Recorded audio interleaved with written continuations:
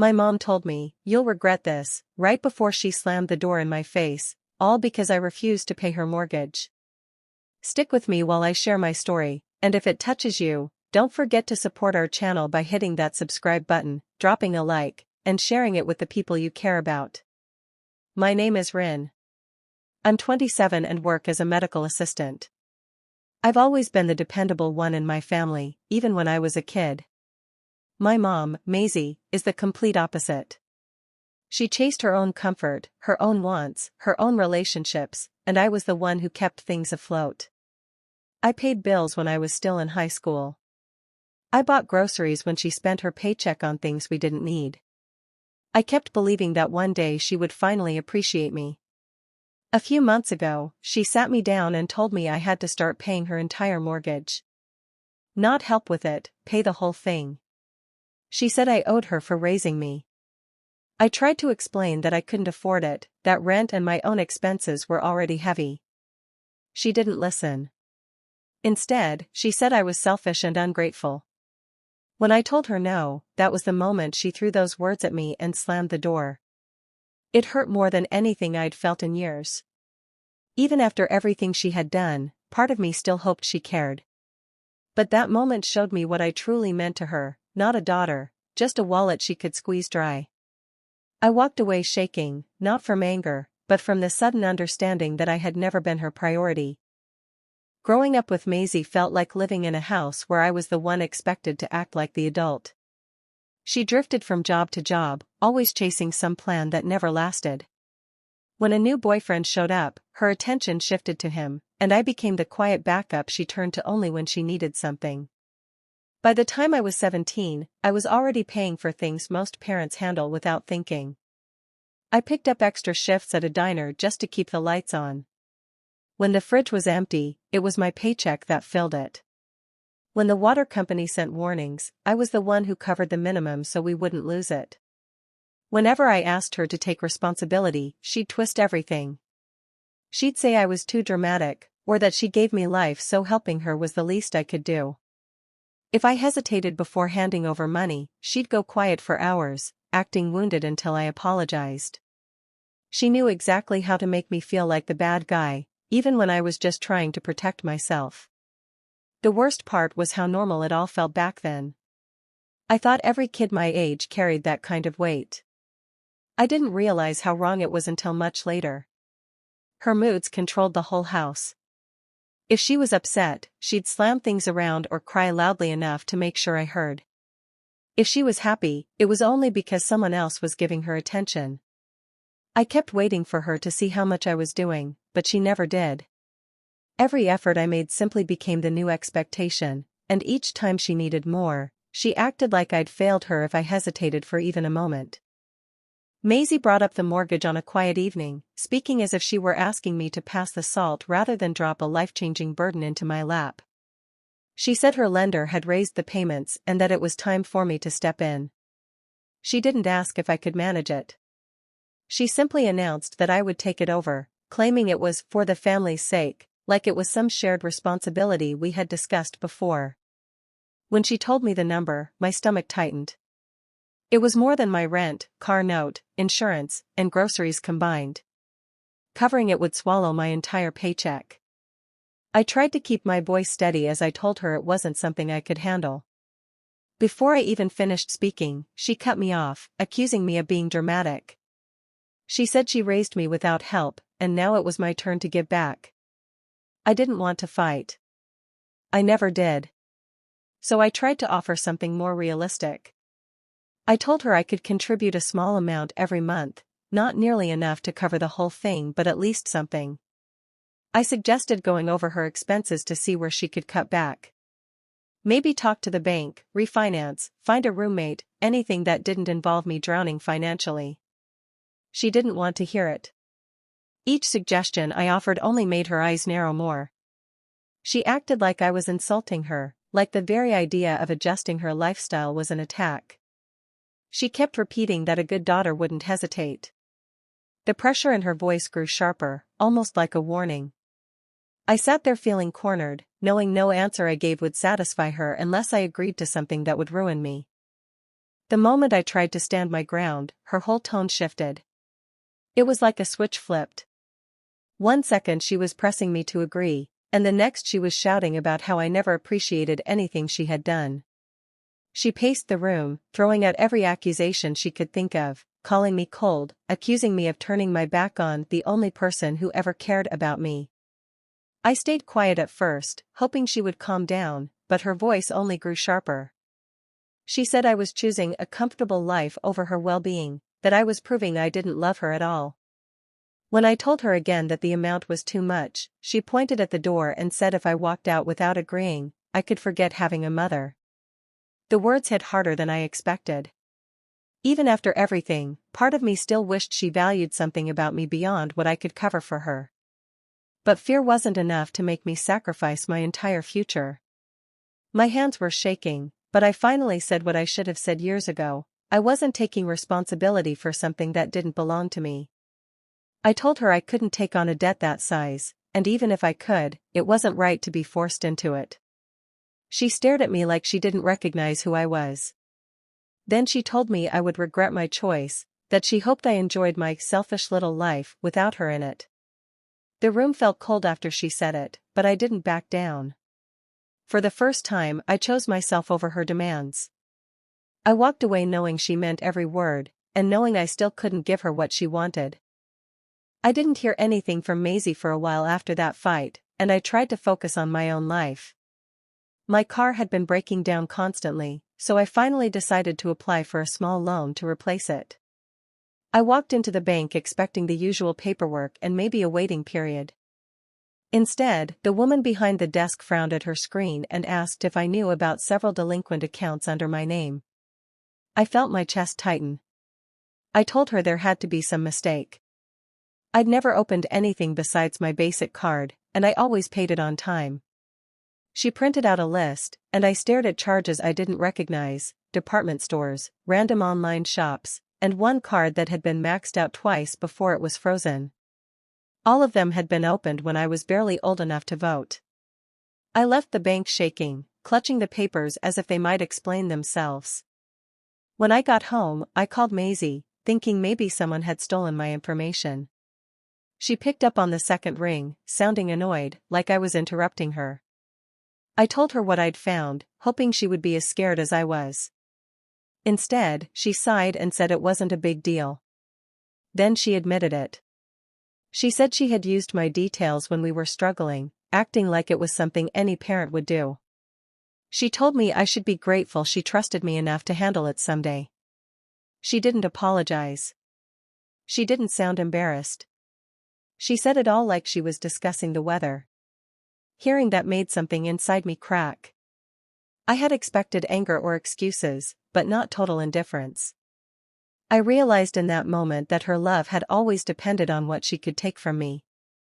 The betrayal settled in slowly, colder than anything she'd said during our argument. I drove straight to her house with those papers still in my hand. I didn't even plan what to say, I just knew I couldn't stay silent. When she opened the door, she didn't look worried or guilty. She looked irritated, like I was bothering her with something trivial. I laid the statements on the table and asked how she could use my information without even telling me. She didn't flinch. She didn't look ashamed. She said she did what she needed to survive, and if I hadn't refused to help, none of this would be a problem now. The way she said it made my stomach twist. I told her those accounts had destroyed my credit and kept me from getting the car I needed for work. She shrugged and said I was being dramatic. Then she repeated the same cold line she had thrown at me before, "You'll regret how you're treating me." I did what I had to do. Hearing her talk like that made something inside me collapse. I had spent years trying to be patient with her, trying to make excuses for her choices, trying to believe she cared in some way I just couldn't see. But standing there, watching her sit back like she had done nothing wrong, I felt every illusion slip away. There was no hidden warmth, no buried affection. She didn't see me as her child. She saw me as a resource. My voice cracked, and for the first time in a long while, I couldn't hold myself together. I asked her why she never once considered the damage she caused. She just looked past me, uninterested in the pain she'd created. That was the moment I finally understood the truth I had been avoiding my whole life. I had never been loved for who I was, only for what I could provide. I left her house feeling hollow, unsure what to do next. For a few days, I moved through life in a fog, trying to pretend things were normal. It wasn't until my friend Jace noticed how quiet I'd become that anything shifted. He sat with me after work, listening without interrupting as I explained everything. He didn't offer empty comfort. Instead, he told me I didn't have to face any of it alone. His steady voice grounded me when my thoughts kept spiraling. He suggested I start by seeing exactly how deep the damage went. The idea scared me, but avoiding it wasn't helping. So I pulled up every report I could access. Page after page showed accounts I never touched, late fees, and balances that didn't belong to me. Seeing it all laid out was overwhelming, but it also made things clearer. This was no longer something I could hope would resolve itself. Jace helped me make calls to verify dates and gather documents. I printed everything and kept it in a binder, organizing each item so I wouldn't lose track. Then he drove me to meet with a financial counselor he trusted. Sitting in that small office, I expected judgment or disbelief, but the counselor listened calmly.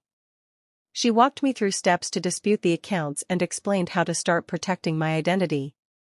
Hearing someone talk to me with respect steadied something inside me. For the first time, I wasn't reacting to Maisie's chaos. I was making choices for my own safety. Jace kept reminding me I had the right to draw boundaries, even if it meant stepping away from someone tied to me by blood. With each form I filled out and each piece of evidence I organized, a quiet resolve grew. I wasn't just cleaning up a mess, I was stepping out of a role I should never have been forced into. Filing the disputes felt like stepping onto unfamiliar ground, but I kept reminding myself that staying silent had only made things worse. With the paperwork gathered, I went to the police station and explained what had happened. My voice shook, but I told the officer everything: dates, accounts, balances, even the moment I learned the truth. He took my statement seriously, documenting each detail and giving me copies for my records. Walking out with that report in my hands felt like reclaiming a piece of my life. Next, I contacted every company tied to the accounts. I explained that the cards weren't mine and provided proof. Some representatives were sympathetic, others cold, but each case I opened pushed the situation forward. It was exhausting, but doing nothing wasn't an option anymore. When I called the mortgage lender, I made it clear I wasn't connected to the property in any legal way. The representative confirmed it and noted my concerns on the file. Just hearing those words gave me a strange sense of relief. Whatever happened with that house, it wouldn't land on my shoulders. A few days later, the first official letters went out. I knew they'd reach her mailbox soon. I tried not to think about how she'd react, but part of me dreaded the moment she realized I wasn't backing down this time. The call came late in the evening. She didn't ask how I was or why I took action. Instead, her voice trembled with anger and fear. She demanded to know what I had started, insisting I was turning her life upside down. I stayed calm, telling her I was only correcting what had been done in my name. She didn't expect that steadiness. For once, she had no threats, no guilt trips that landed. The panic in her tone told me she finally understood, her control over me was slipping, and I wasn't stepping back into the role she depended on. The backlash started sooner than I expected. One morning my phone lit up with messages from relatives I hadn't heard from in months. Each one carried the same tone, accusation wrapped in concern that didn't feel genuine. They said I was heartless, that I was trying to ruin the woman who sacrificed everything for me. A cousin even claimed I was trying to force Maisie out of her home, repeating a story that sounded nothing like the truth. It didn't take long to figure out where it came from. Maisie had clearly painted herself as a victim, leaving out every detail that made her look responsible. She always had a talent for twisting situations, and now she was using it to turn the whole family against me. Normally, I would have tried to explain myself, hoping someone would listen. But this time I didn't engage. I read each message without replying, letting the words pass through me instead of into me. defending myself to people who already believed her wouldn't help. They didn't ask for my side, they only wanted someone to blame. One aunt called and launched straight into a lecture. She said I owed Maisie support, no matter what happened. I calmly told her I wasn't discussing the situation any further. When she kept pushing, I ended the call. My hands shook afterward, but I didn't take it back. I couldn't keep letting people speak to me as if my pain didn't matter. One by one, I blocked anyone who repeated her version of the story. The silence that followed was strange, but freeing. I had spent so much of my life trying to keep the peace that I never realized how heavy their expectations were. Cutting them off wasn't meant to punish them, it was the only way to stop the cycle I had been trapped in. Weeks later, I heard through the grapevine that things at her house were falling apart. Bills were overdue, notices piled up, and her lender had begun foreclosure proceedings. It wasn't news I celebrated, but I couldn't deny a quiet sense of justice. Every warning she had ignored for years had finally caught up to her. One evening, the sound of pounding at my door startled me. I opened it to find Maisie standing there, face red and eyes wild. She stormed in without waiting for an invitation, ranting about how I had destroyed her life. Her voice echoed through my apartment as she blamed me for every problem she had ever caused herself. She waved papers in my face, demanding that I pay her bills, find her a loan, or fix the mess I had created. I felt the old reflex to apologize, to soothe her anger, trying to calm the storm I had spent my life weathering. But this time, I didn't. I stood in the middle of my small living room, steady and silent, refusing to rise to her chaos. I told her that I wasn't responsible for her choices and that I wouldn't be stepping in to rescue her.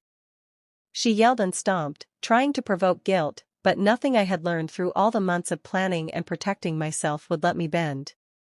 She finally left, slamming the door so hard it shook the frame, leaving a quiet behind her that felt heavier than ever. For the first time, I realized that refusing to yield didn't make me cruel, it made me free.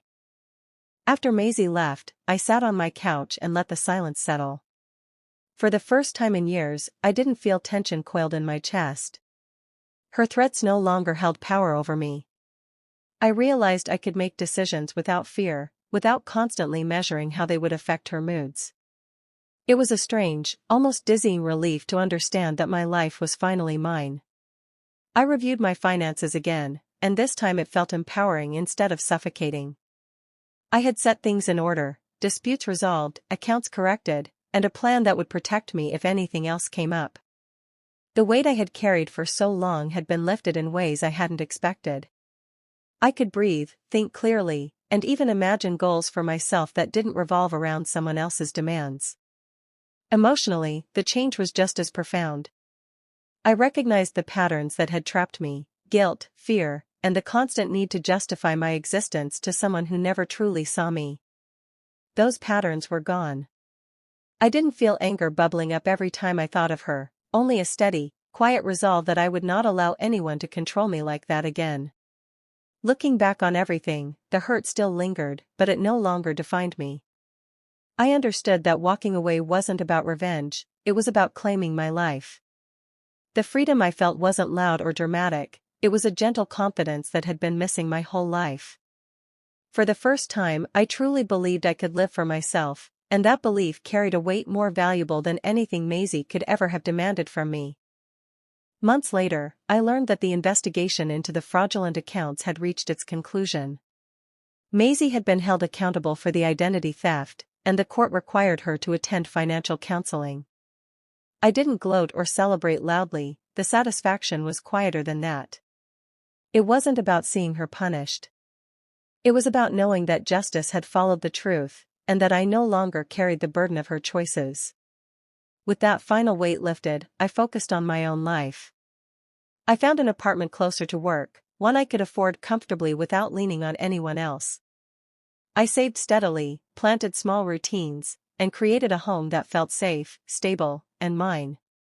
Each night, I could sleep without wondering what crisis awaited me tomorrow. The chaos that had defined my upbringing was gone, replaced by a calm that I had almost forgotten existed. I reflected on everything I had endured, the manipulation, the betrayals, the constant pressure to prioritize someone else's life over my own. Each hardship had taught me boundaries, patience, and the value of standing firm. My revenge wasn't loud or vengeful, it was the quiet act of reclaiming my life and refusing to repeat the same patterns that had trapped me for years. I want anyone listening to understand this: self-respect is not selfish, and breaking free from toxic expectations is not betrayal. Protecting your future, your peace, and your dignity matters more than any guilt imposed by someone who never truly valued you. Walking away was my hardest choice, and it was also the one that saved me. Now, I live without fear, without manipulation, and with the confidence that my life belongs to me, and that is the kind of victory no one can take away.